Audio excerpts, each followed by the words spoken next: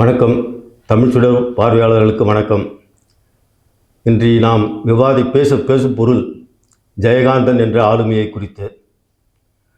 எழுத்துலகில் ஜெயகாந்தன் என்றும் எக்காலத்தும் எப்போதும் பேசப்படுகிறவர். இவர் 1934ஆம் ஆண்டு கடலூர் மஞ்சக்குப்பம் கிராமத்தில் பிறந்தவர். அவர் அந்த காலங்கள் ஒரு இந்திய தேசம் தாழ்வுற்று வறுமைமிஞ்சி விடுதலை தவறிக்கட்டு வாழ்ந்த தேசம்.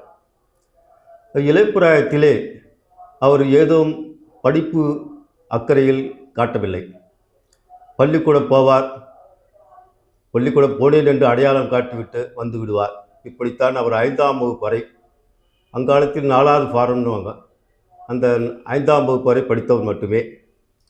பின்னாளில் அவர் ஒரு அடங்கா பிடாரியாக சிறுவயதிலேயே ஒரு குழந்தை பருவத்திலேயே வீட்டுக்கு அடங்காத பிள்ளையாக தான் இருந்தார். சண்டை சச்சரவு, உடன் ஒத்த வயது பருவத்திடம் அப்படி ஒரு வாழ்க்கையை வாழ்ந்து வந்தார். அவர் குடும்பம் பெரிய ஒரு ஜமீன்தார் குடும்பம்தான். ஆனால் அவர் தந்தையார் ஊதாரியாக இருந்து சொத்துக்களை இழந்து அவருக்கு ஒரு வளரும் பருவத்தில் ஒரு 5ஆம் வகுப்பு ஒரு 10-12 வயதிலேயே சொத்துக்களை இழந்து உடன் பிறந்தவர்கள் எல்லாம் இழந்து ஒரு அனாதையாக தான் தெரிந்தார் என்று சொல்ல வேண்டும். அவருடைய தாயார் இந்த உருப்படாத மகனை என்ன செய்வது என்று புரியாமல் அவருடைய சகோதரர்கள், அவருடைய உறவுகள் எல்லாம் இந்திய கம்யூனிஸ்ட் கட்சியிலும் காங்கிரஸ் கட்சியிலும் அக்காலத்தில் சுதந்திர போராட்டத்துக்காக போராடி வந்தவர்கள். அதனால் இந்த உருப்படாத மகனை உருப்பட வையுங்கள் என்று சென்னைக்கு ஒரு கடிதம் தந்து சென்னை ஜனசக்தி கம்யூனிஸ்ட் கட்சி ஆஃபீஸுக்கு அனுப்பி வைக்கிறார்கள். ஜனசக்தி அப்போதுதான் சென்னைக்கு 2ஆம் முறையாக, ஒரு முறை சென்னைக்கு வந்து சிதம்பரம் வரைக்கும் வந்து திரும்பிடுறார். அதுக்கப்புறம் சென்னைக்கு ரயில் ஏறி அனுப்புகிறார்கள். அங்கு சென்னையில் ஜனசக்தி அக்கால கம்யூனிஸ்ட் கட்சி அலுவலகமும் ஜனசக்தி பத்திரிகை அலுவலகமான கம்யூனிஸ்ட் கட்சியில் வந்து ஒரு கம்பாசினராக வேலைக்கு அமர்கிறார். முதல் அவர் செய்த தொழில் கம்பாசினர் தொழில்தான். கம்போசிங் செய்யும் போதே அக்கால கம்யூனிஸ்ட் கட்சிகளின் அறிக்கைகளையும் அக்கால ஜனசக்தி பத்திரிகையும் வாசித்து கம்யூனிஸ்ட் கட்சியின் மேல் தாகம் கொண்டு தன்னை ஒரு கம்யூனிஸ்டாகவே அவர் தன்னை வளர்த்துக் கொள்கிறார். அப்போது கம்யூனிஸ்ட் கட்சியில் பெரிய உலகம் போராடிய சுதந்திரத்துக்காக போராடிய ஜீவா, பாலதண்டாயுதம், ஆர்.கே. கண்ணன், இது மாதிரி பெரிய பெரிய ஆளுமைகளோடு அவர் செல்லப்பிள்ளையாக கம்யூனிஸ்ட் கட்சியில் வளர்கிறார். கம்யூனிஸ்ட் கட்சி தான் அவருடைய ஆரம்ப கல்வியே சொல்ல வேண்டும். அத்தகைய கம்யூனிஸ்ட் கட்சியில் வளர்ந்து படிப்பு அறிந்து ஆங்கிலம், தமிழ் இவற்றில் புலமை பெற்று தான் ஒரு எழுத்தாளனாக ஆக வேண்டும் என்று ஒரு தீவிரமாக இறங்கி அவருடைய சக தோழர்களுடன் தான் எழுதியதை தான் எழுதப்போகும் கதை கருவு குறித்து விவாதித்து எழுத்தாளனாகிறார். அப்போது கம்யூனிஸ்ட் கட்சியில் பழம் பத்திரிகையான அந்த காலத்தில் பெரும்பாலும் பத்திரிகைகள் ஆனந்த விகடன், குமுதம் அப்படிதான் பெரிய வியாபார வணிக ரீதியான பத்திரிகைகள். அதில் அவருக்கு முதல்ல சக எழுத்தாளர் நடத்தும் சிறு சிறு பத்திரிகைகளில் ஆரம்ப காலத்தில் அவர் கதைகள் எழுதுகிறார். பின்னால் சரஸ்வதி என்கிற ஒரு இலக்கிய நாளேட்டில் அவர் கதைகள் பிரபல்யமாகின்றன. பிரபல்யமாகி எல்லாராலும் பேசப்படுகிறது. அந்த சரஸ்வதி நாளயத்தில் அக்காலத்தில் பெரிய பெரிய ஜாம்பவான்கள், எழுத்துலக ஜாம்பவான்கள் வளர்கிறார்கள்.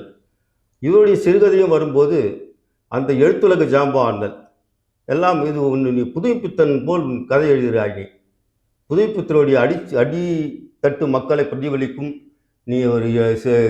பிரதிபலிக்கும் தோற்றமும் அதன் வலிமையும் உன் எழுத்தில் இருக்கிறது, எழுதுஞ்சிட்டு எல்லோரும் அவருக்கு உற்சாகம் அளிக்கிறார்கள். இத்தகைய ஆனந்த விகடனில் அவர் எழுதுகிற கதைகளை படித்து மணியன், தாமரை மணாளன் இருவரும் 1960களில் அவரை வந்து சந்தித்து ஆனந்த விடையில் எழுதும்படி கேட்டுக்கொள்கிறார்கள். அப்போதே அவர் எழுத்தில் கொஞ்சம் பிடிவாதம் உடையவர். என் எழுத்தில் எதுவும் யாரும் கை வைக்கக்கூடாது, எதுவும் எடிட் செய்யக்கூடாது அப்படின்னு சொல்லிட்டு ஒரு தீர்மானித்து அவரிடம் பேசி, நாங்கள் அப்படியே பிரசுரிக்கிறோம் என்று மணியனும் தாமரை மலனும் சொல்லி அவர் கதைகள் எழுத ஆரம்பிக்கிறார். அவர் சிறுகதைகள் வந்து ஆனந்த விடையில் வந்த பிறகு பெரிய செல்வாக்கு அவருக்கு செல்வாக்கு தமிழர்கள் வாசகர் மத்தியில் பரவுகிறது. அது மூலம் பெரிய பெரிய அதாவது அடித்தட்டு மக்கள்லேருந்து மேல் பணக்கார வர்க்கம் வரை, மேல்தட்டு வர்க்கம் வரை அவருடைய எழுத்துக்கள் மக்களை கவர்கிறது. அதில் ஆழ்ந்து ஊறி திளைத்து போய் பல பேர் அவருக்கு வாசகர்களாகிறார்கள். வாசகர்களாகி வாசகர்களே தனது எழுத்துக்கு ஜீவாதாரம், ஜீவன் என்று கருதி அந்த வாசக நண்பர்களை அவர் வந்து யாருமே அவர் சாதாரண ரிக்ஷா தொழிலாளி முதல் பெரிய பெரிய ஐஏஎஸ் ஆஃபீஸர், ஐபிஎஸ் ஆஃபீஸர், வங்கியில் வேலை செய்கிறவர்கள், இது மாதிரி எல்லா மக்களுடைய தொடர்பும் நெருக்கமும் அவருக்கு ஏற்படுகிறது. அதன் மூலம் பெரிய ஒரு வாசக வட்டத்தை அவர் தமிழ்நாட்டில் உருவாக்குகிறார். அதனால் ஜெயகாந்தன் வாசகர் அணி என்று ஒரு அணியே உருவாகியது. அக்காலத்தில் அந்த ஜெயகாந்தன் எழுத்துக்களை படிக்க ஆனந்த விகடனில் போட்டி போட்டு கொண்டு போனார். ஒவ்வொரு குடும்பத்திலும் போட்டி போட்டு கொண்டு நீயா நானா என்று முதலில் படிக்கிற வாசகர்கள் ஏராளம். அதனால் அவர் சொல்லுவார், அடிக்கடி சொல்லுவார், வாசகர்கள் தான் எனது ஜீவன்கள் அப்படின்னு சொல்லிட்டு அடிக்கடி சொல்லுவார் அவர். அது மாதிரி அவர் எழுத்துல அவருடைய கதைகள் பெரும் பிரளயத்தை ஏற்படுத்தின. அப்போ அத்தகைய பிரளயம் ஏற்படுத்திய கதை தான் அக்னி பிரவேசம் சொல்லிட்டு ஒரு கதை. அது பெரும்பாலும் நீங்கள் அறிந்திருப்பீர்கள், வாசகர்களாக அறிந்திருப்பீர்கள். ஒரு கல்லூரிக்கு படிக்கும் பெண் ஒரு கொட்டும் மழையில் வீட்டுக்கு போவதற்காக பஸ்ஸில் காத்திருக்க ஒரு பெரிய பணக்கார வர்க்கத்து கார் வந்து அவருக்கு கொண்டு விடுகிற, அவருக்கு அந்த மழையில் நனைய லிஃப்ட் கொடுக்கிறேன் என்ற பெயரில் அவளை கொண்டு போயிட்டு கற்பழித்து அவர் வீட்டாண்டு டிராப் செய்து விட்டு போய்விடுகிறான். இதுதான் அக்னி பிரவேச கதம். ஆனால் வீட்டுக்கு போன பிறகு அந்த அம்மா வந்து 10 வயசு கேட்குறா, என்னடி இவ்வளோ லேட்டாக வர, என்ன ஏதாச்சுன்னு கேட்குறா. இவள் அம்மா கிட்ட நடந்து சொல்கிறான், இந்த மாதிரி பஸ்ஸு மழையாக வந்து ஒருத்தர் லிஃப்ட்டு கொடுத்தான், இந்த மாதிரி அவன் என்னை வாழடிச்சிட்டான் அப்படின்றான். அவன் இது தெரிஞ்சால் என்ன, அவன் வீட்டுக்கு தெரிஞ்சால் என்ன ஆகிடுன்னு சொல்லிட்டு அந்த பிராமண குடும்பம் வேறு, அந்த பொண்ணு வீட்டுக்கு போய் என்ன தெரிஞ்சாயிடும் என்ன ஆகிடுன்னு சொல்லிட்டு ஒரு 10 வயசு போய் அவன் என்ன பண்ணுறா, வீட்டுக்கு கொல்லைப்புறம் போய் நல்லா தண்ணியை மேலே ஊற்றி, இது வந்து தண்ணியில் அடி நெருப்பு, இது நீ வந்து சுத்தமாயிட்ட, வெளியில் போகிறோம், கால் வந்து மலத்தை மிதிச்சிடுறோம், அதுக்காக காலையாக விட்டுடுறோம், மழை கழுவிட்டு போகலையா, அது மாதிரி இதெல்லாம் நீ சுத்தமாயிட்டு தலையில் தட்டி அவள் வந்து அவளுக்கு குளிப்பாட்டி எல்லாம் இது பண்ணுறான். இந்த கதை வந்து பெரும்பாலும் அந்த காலத்தில் வந்து இதற்கு எதிர்வினையாற்றிய கதைகள் ஏராளமாக வந்து இந்த அக்னி பிரவேசத்து இந்த கதைக்கு வந்து எதிர்வினையாக கதைகள். ஏன் ஒரு பொண்ணு வந்து கெட்டு போயிட்டா, அவளை தலையை தண்ணி ஊற்றிட்டா எல்லாம் சரியாக போயிடுமா அப்படின்னு சொல்லிட்டு அவளை அந்த பாத்திரத்தை கொலை செய்தும் அவளை வந்து சீரழித்தும் அந்த பாத்திரத்தை அந்த பெண்ணை சீரழித்தும் காட்டி பல கதைகள் வந்தன. அவ்வாறு ஒரு எத்தகைய அவருடைய எழுத்துகளும் சரி அக்காலத்தில் எல்லாம் பேசப்பட்டது.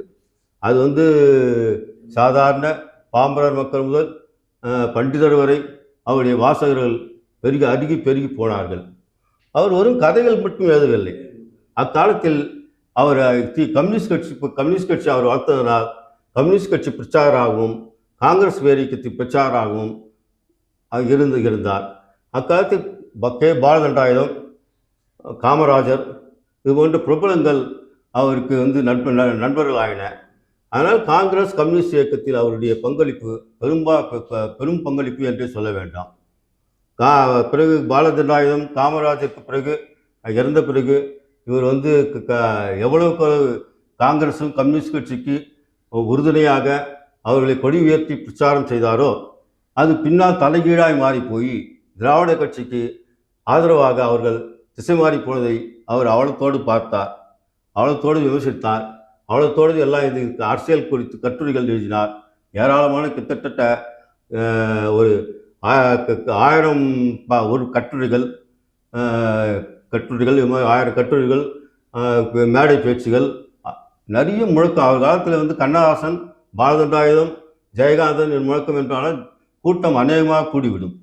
அத்தகைய ஒரு ஆளுமை கொண்ட பேச்சாளராக எழுத்தாளராக, கவிஞராக தன்னுடைய பல பரிணாமங்கள் கொண்டு அவர் ஜெயகாந்தன் தன்னை தமிழகத்துக்கு அடையாளம் காட்டிக்கொண்டார். தமிழுக்கும் தமிழக மக்களுக்கும் அடையாளம் காட்டிக்கொண்டார்.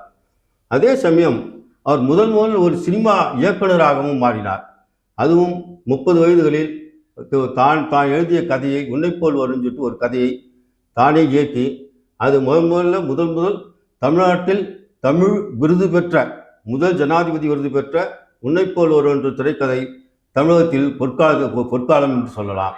திரையுலகில் அத்தகைய ஒரு பொற்காலத்தை காட்டியவர் முதல் எழுத்தாளர் ஜெயகாந்தன் என்றே சொல்ல வேண்டும். அதே போல முதல் அவர் சிறு வயதில் சாகித்ய அகாதமி விருது பெற்றவரும் அவர்தான். 35வது வயதில், அந்த காலத்தில் எல்லாம் சாகித்யம் விருது வாங்குவது என்பது 60-70 வயசு கடந்தவர்கள் தான் வாங்க முடியும். 35 வயசில் தன்னுடைய முதல் சாகித்ய விருதை வாங்கிய இளம் எழுத்தாளர் என்றால் ஜெயகாந்தன் ஒரு வழி சொல்ல வேண்டும். அதே போல முதல் மாத நாவல்கள் கொண்டு வருவது ₹1 ஒரு மாத நாவல் என்று ஒரு குறு நாவலை முதல் அறிமுகப்படுத்தியவரும் ஜெயகாந்தன் தான். கல்பனா என்ற ஒரு ஏட்டின் ஆசிரியராக இருந்து தமிழ்நாட்டில் எழுதுகிற சிறந்த படைப்பாளிகளின் கதைகளை அதில் பிரசுரித்து மாதம் ₹1 ஒரு நாவல் என்ற ஒரு வழிப்பயணத்தையும் அவர் தான் தொடக்கி வைத்தார். இப்படி முதல் அவருடைய ஆளுமைகள், அவருடைய பெருமைகள் சொல்லிக்கொண்டே போகலாம். அதில் மொழிபெயர்ப்பு உலகில் அவர் ஆங்கிலம் கற்காதவர், பள்ளிக்கூடமே போகாதவர்.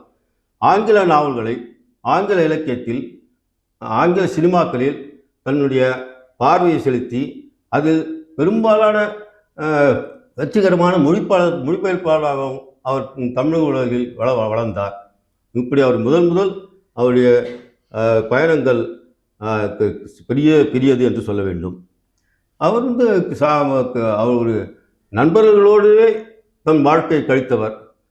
ஆழ்வார்பேட்டையில் ஜெயகாந்தன் மடம், சபை, இது பல்வேறு பெயரில் சினிமா கம்பெனி என்று அந்த ஆழ்வார்பேட்டை இடத்தை எல்லோரும் சொல்வார்கள். ஆழ்வார்பேட்டையில் அவரை பார்க்க அக்காலத்து சினிமா கலைஞர்கள், எழுத்தாளர்கள், பெரிய அதிகாரிகள், போலீஸ் அதிகாரிகள், வக்கீல்கள், நீதிமான்கள், இப்படி பல பேர் அவங்க எப்பவுமே ஒரு புடைசூழ அவர் அமர்ந்திருப்பார். இலக்கியம், அரசியல் என பெரும் ஆளுமையோடு அக்கால இலக்கியங்கள், அக்கால அரசியல்கள், அக்கால இலக்கியம் எல்லாவற்றையும் நுணுங்கி ஆய்ந்து தேய்ந்து அது மக்களோடு பகிர்ந்து கொள்வார். இத்தகைய ஆளுமைக்கு ஒரு ஜெயகாந்தன் வேறு எந்த எழுத்தாளர் நான் அவரோடு 25 ஆண்டு காலம் பயணித்திருக்கிறேன். அதுபோன்ற ஆளுமைகள் எழுத்தாளர்களை அக்காலத்திலையும் கண்டதில்லை, இக்காலத்திலும் கண்டதில்லை. எனது தந்தையாரும் ஒரு எழுத்தாளர் தான். என் மாமனாரும் அவர் மூலம் ஜெயகாந்தன் மூலம் அதிகமான தேவபாரதி என்கிற பாரதியார், அவர் அன்பாக அழைக்கப்படும் பாரதியார், எல்லோருமே எழுத்தாளர் தான். ஆனால் ஒரு எழுத்தாளர் இப்படி ஒரு குழுவோடு இணைந்து இலக்கிய சேவை, அரசியல் சேவை எல்லாவற்றையும் செய்வது என்பது ஒரு பெரிய ஆச்சரியத்தக்க ஒரு அஜெண்டாக ஒரு பெரிய ஆளுமைக்கு மனிதராக நான் அவரை கண்டேன். அவரை நான் முதல்ல 14 வயசில் அவருடைய சிறுகதைகள் படிக்கிறேன். அவருடைய சிறுகதை தொகுப்பு ஆனந்தவரில் வந்தது. ஒரு 14 வயசு ஒரு பைண்ட் வால்யூம் அது படிக்கிறேன். அது வறண்டு போயிடுச்சு. அதுக்கப்புறம் நான் தமிழ்வாடலேருந்து, அந்த காலத்தில் எழுத தமிழ்வாடலேருந்து அம்புலி மாமா வரைக்கும் எல்லாரையும் படிப்பேன். அதுக்கப்புறம் அவர் சந்தித்த பிறகு அதெல்லாம் அம்புலி மாமோ, தமிழ்வாடனோ, கல்கண்டோ, குமுதமோ இதெல்லாம் படிக்கிறதை விட்டு முழுக்க அவருடைய எழுத்திலேயே நான் மூழ்கி திளைத்தேன். அப்போ அவருடைய முதல் எங்கள் தந்தையார் புலவர் கோவேந்தன் இலக்கிய நண்பர் என்பதனால் அவர் சந்திக்கும்போது யார் இந்த நடிகர் அப்படின்னு சொல்லிட்டு என் தந்தையிடம் கேட்டேன். என்னையா அது நடிகன் சொல்கிறேன், ஜெயகாந்தன் அவர் தான்ப்பா அப்படின்னு சொல்லிட்டு சொன்னார். நான் மிரண்டு போனேன். அந்த காலத்து சினிமா எழுத்தாளர் எப்படின்னா ஒரு பழச ஏட்டியை கட்டின்னு சாதாரண வெள்ளை சட்டை போட்டுக்கின்னு ஒரு ஜோன்னா பையன் மாட்டின்னு இப்படி தான் எழுத்தாளர் இருப்பான். ஒரு நடிகனுக்குரிய அந்த அழகும், ஒரு தேர்ந்த தலைவனுக்கு ஒரு கம்பீரமும், அந்த முகப்பொலிவும் நான் வேறு இடத்துலையும் அப்போதும் காணவில்லை, இப்போதும் காணவில்லை என்று தான் சொல்ல வேண்டும். அத்தகைய ஒரு ஆளுமை, அத்தகைய ஒரு அழகு சொரூபம், ஒரு அழகு எழுத்துகளில் அழகு, பேச்சினில் அழகு, சொல்லாடல் அழகு, இப்படி ஒரு பெரும் ஆளுமை கொண்ட எழுத்தாளர் ஆழத்தில் நானும் வாழ்ந்து கொண்டிருக்கிறேன். இப்போதும் வாழ்ந்து கொண்டிருக்கிறேன். என்பது எனக்கு சொல்ல பெருமையாக இருக்கிறது.